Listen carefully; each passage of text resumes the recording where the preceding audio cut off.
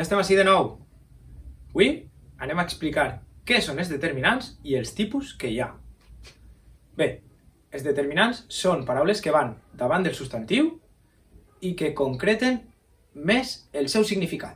És a dir, aclareixen un poc més a quin substantiu fan referència. Ah, se m'oblidava.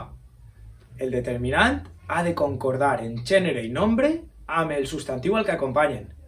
Si el substantiu és femení plural, el determinant també haurà de ser femení plural. Vegem alguns exemples? Va, anem allà. Els determinants poden ser articles. Els articles ens indiquen el gènere i el nombre del substantiu al que acompanyen. Són el, la, els, les, un, una, uns, unes, com per exemple el cine.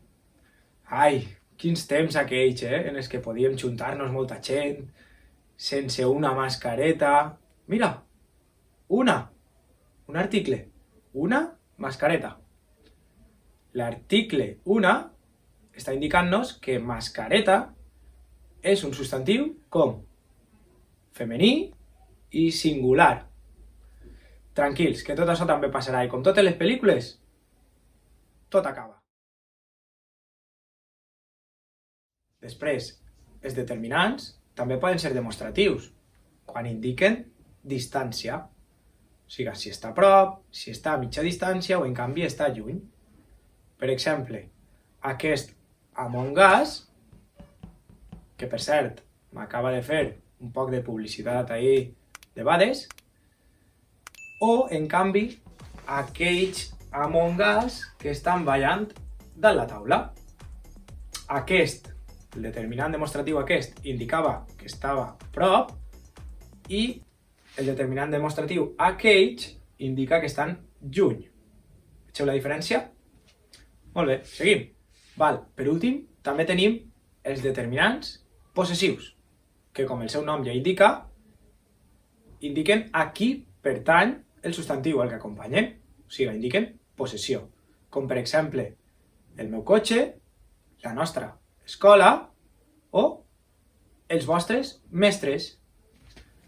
Hola, Juanvi. Què tal, Juanvi? Hola, Juanvi. Ei, com això? Hola a tots. Hola, Juanvi.